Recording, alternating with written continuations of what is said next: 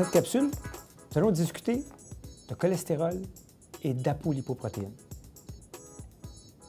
Les maladies cardiovasculaires sont responsables d'environ 1 décès sur 3 en Amérique du Nord.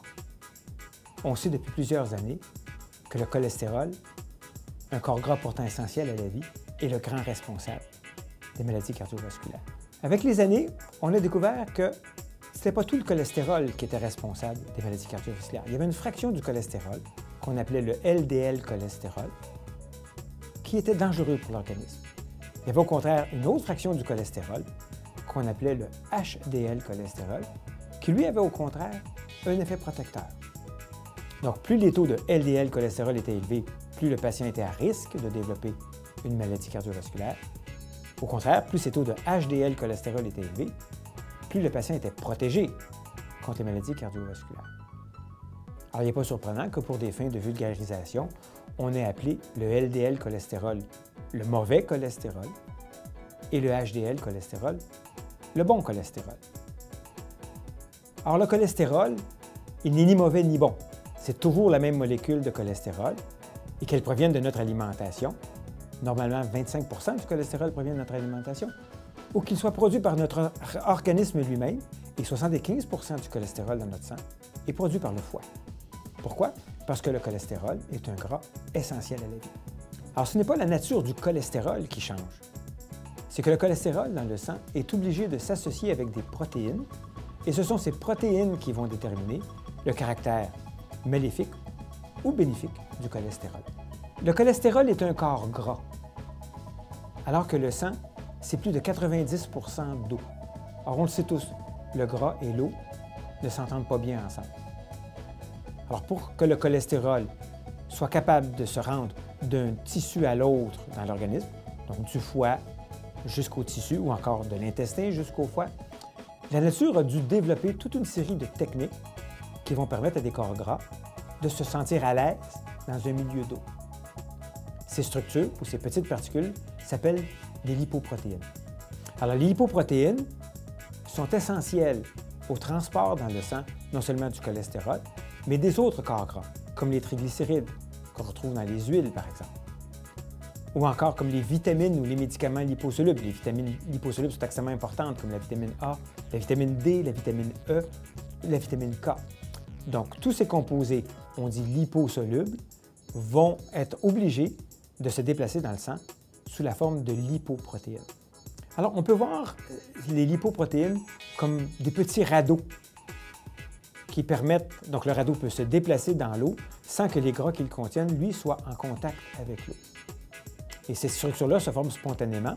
Et ce qui va varier, c'est la présence de différents types de lipoprotéines, donc de protéines à l'intérieur de ces petites particules.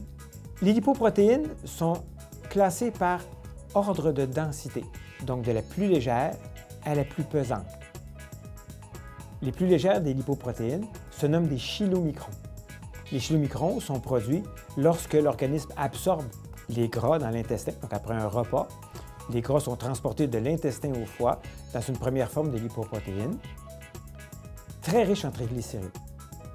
Alors, ces particules sont tellement légères que si on laisse le sang d'un individu, on prend un tube de sang, on le met en position verticale, après un repas riche en gras, on va voir ces gras-là se ramasser spontanément à la surface du tube et former dans certains cas un véritable collet crémeux.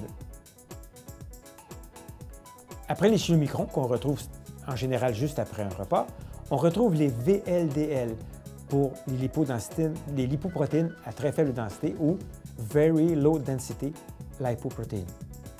Les VLDL sont produites par le foie. Donc, elles transportent du foie jusqu'au tissu où on en a besoin, le cholestérol, les triglycérides, les vitamines liposolubles, les médicaments, donc sous forme de cette lipoprotéine dite VLDL. Au fur et à mesure que la VLDL va relarguer ses triglycérides vers les tissus, et donc elle va devenir de plus en plus riche en cholestérol, elle va devenir également de plus en plus dense. À un certain moment, on parlera de low density lipoprotein, donc de protéines ou de lipoprotéines de faible densité, donc les LDL, celles qui contiennent ce qu'on appelle le mauvais cholestérol. Toujours en continuant à éliminer les triglycérides, les LDL cholestérol, les LDL, pardon, les lipoprotéines, vont éventuellement se transformer en molécules de plus en plus pesantes, qu'on va venir par appeler des high density lipoproteins, donc des lipoprotéines à haute densité, et le cholestérol qu'elles contiennent sera celui qu'on va appeler le bon cholestérol ou le cholestérol HDL. Alors, en plus de ces caractéristiques de densité, les lipoprotéines sont différentes les unes des autres par le type de protéines qu'elles contiennent. Et si on prend en particulier les LDL, donc les particules Light Density Lipoproteins, celles qui contiennent le mauvais cholestérol, elles contiennent une molécule d'apolipoprotéine qu'on appelle l'apolipoprotéine B. Et lorsque la particule de lipoprotéine contient l'ApoB ou l'apolipoprotéine B, c'est comme si elle était étiquetée cholestérol à délivrer au tissu.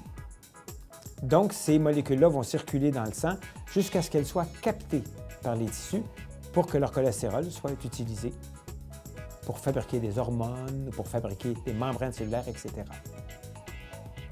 Un excès d'apolipoprotéine B ou un excès de LDL cholestérol en fonction ou en supplément des besoins de nos tissus vont faire que cet excès de cholestérol-là sera déposé sur la paroi des vaisseaux sanguins, ce qui va créer la plaque de cholestérol, la plaque athéromateuse, qui va éventuellement rétrécir la lumière de l'artère et provoquer les maladies cardiovasculaires, que ce soit l'infarctus du myocarde, donc la crise du cœur, ou l'AVC, accident vasculaire cérébral.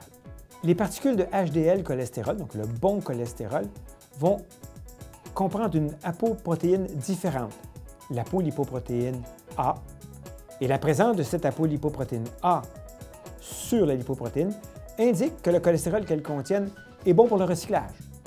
Donc, ces lipoprotéines-là seront reconduites jusqu'au foie où le cholestérol qu'elles contiennent sera évacué via la vésicule biliaire dans l'intestin. C'est la seule façon que l'organisme humain se débarrasser de son cholestérol. Depuis quelques années, on a découvert que les particules de LDL cholestérol, donc celles qui contiennent le mauvais cholestérol, n'avaient pas toutes la même capacité de nuisance. On a découvert que plus les particules ou plus les LDL étaient petites, plus elles étaient nuisibles. Et on a découvert donc, paradoxalement, que plus les LDL étaient grosses, moins elles avaient tendance à se déposer pour boucher les artères. Alors, pour deux individus qui auraient exactement le même taux de mauvais cholestérol, celui qui a plus de petites particules denses sera plus à risque de développer une maladie cardiovasculaire que celui qui a des particules qui sont plus grosses. Or, comme chaque lipoprotéine a une seule molécule d'apolipoprotéine B, chez deux individus qui ont le même taux de mauvais cholestérol, celui qui aura le taux le plus élevé d'apolipoprotéine B sera celui qui sera le plus à risque.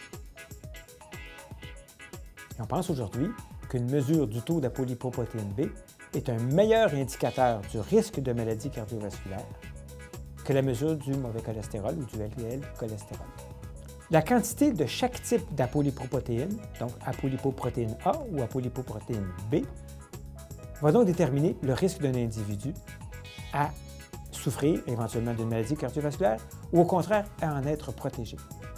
Ces quantités-là sont essentiellement programmées génétiquement, ce qui explique pourquoi les histoires familiales de maladies cardiovasculaires sont si importantes.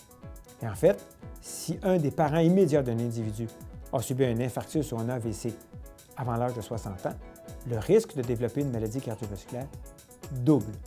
Comme il n'existe pas de façon simple et efficace de moduler le taux d'apolipoprotéine chez un individu, la médecine va donc tenter de limiter la production de cholestérol. Comme à peine 25 du cholestérol provient de la diète, les manipulations diététiques, donc restriction du gras, vont avoir un effet, mais pas un effet majeur sur le taux de cholestérol en circulation. C'est plutôt sur les 75 de cholestérol produit par le foie que l'industrie pharmaceutique va cibler ses efforts. Alors, cet effet est obtenu avec une classe de médicaments qu'on appelle des statines. Et les statines sont capables d'inhiber, donc de bloquer la production du cholestérol par le foie. Ces médicaments se nomment Lipitor, Crestor, ou encore sur leur nom générique, rosuvastatine, etc. Et sont extrêmement utiles dans le contrôle du cholestérol. Parlez-en avec votre médecin.